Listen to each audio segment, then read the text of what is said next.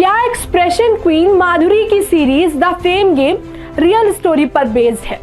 नमस्कार, आप देख रहे हैं जनहित टाइम्स और मैं हूं आपके साथ प्रेरणा मिश्रा। अब तक तो आप सब समझ ही गए होंगे कि मैं किसकी बात कर रही हूं। जी हां, माधुरी दीक्षित की नेटफ्लिक्स पर आई सीरीज द फेम गेम के बारे में। 90s की धक धक गर्ल यानी माधुरी दीक्षित को OTT पर देखने की काफी एक्साइटमेंट थी। माधुरी जैसी कमाल की एक्ट्रेस से बहुत कुछ नया कराया जा सकता था, पर घिसी पिटी स्टोरी लाइन के साथ माधुरी को स्क्रीन पर कम टाइम दिया गया है, जिसे देखकर उनके फैंस काफी निराश होने वाले हैं। ग्लैमर वर्ल्ड में हर रोज हजारों लाखों लोग स्टार बनने का सपना लेकर आते हैं। कुछ कामयाबी की सीढ़ियां चढ़ जाते हैं तो वहीं कुछ अपनी गलियों में वापस लौट जाते हैं। तारों जैसी चमचमाती इस दुनिया के कई काले सच भी है। हंसते मुस्कुराते चेहरे के पीछे कई राज हैं। कई बार फिल्मी दुनिया में शोहरत, कामयाबी की बड़ी कीमत चुकानी पड़ती है। बस जो ये कीमत चुकाना जानता है वो स्टार बनने का ख्वाब देख सकता है, और जो नहीं वो अपने रास्ते पर आगे बढ़ सकता है। इस छोटी सी कहानी को आसान शब्दों में समझने के लिए द फेम गेम को थोड़ा करीब से समझते हैं। क्या कहती है कहानी? द फेम गेम की कहानी की शुरुआत फिल्म इंडस्ट्री की टॉप एक्ट्रेस अनामिका यानी माधुरी दीक्षित से होती है। अनामिका इंडस्ट्री की बहुत पॉपुलर एक्ट्रेस हैं, जो अपनी खूबसूरती और अदाकारी से लाखों करोड़ों दिलों पर राज करती है। अनामिका के पास नाम, शोहरत और दौलत सब कुछ है। एक्ट्रेस की प्रोफेशनल लाइफ जितनी अच्छी और सुलझी हुई है, उतनी ही उलझी उनकी पर्सनल लाइफ है। दुनिया के लिए अनामिका एक कामयाब स्ट्रॉन्ग एक्ट्रेस है, लेकिन सच्चाई इससे काफी अलग है। बाहर से हंसती खेलती अनामिका अंदर से टूटी हुई है।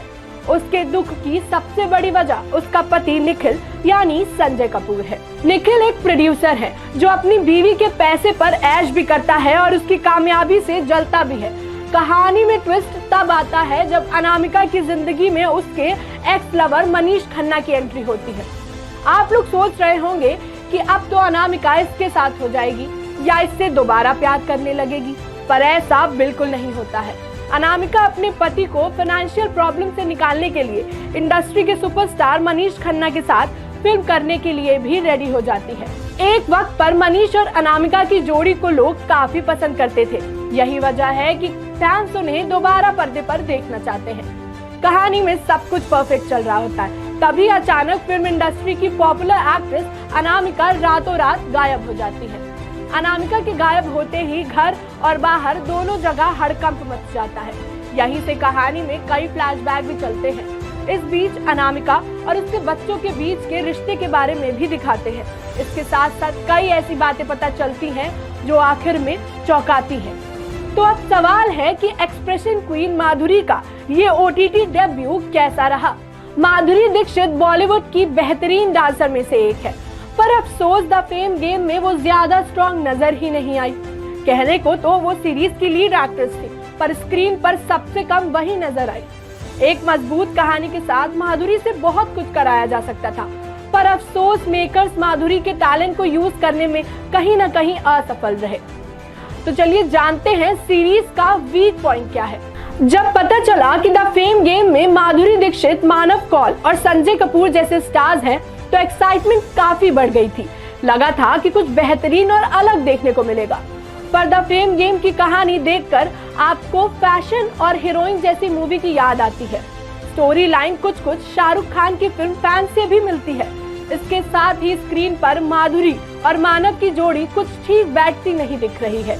तो अब आपके मन में ये सवाल आ रहा होगा कि क्यों देखनी चाहिए द फेम गेम? तो चलिए आपको बताते हैं। सीरीज देखने की सबसे बड़ी वजह माधुरी दीक्षित रही है।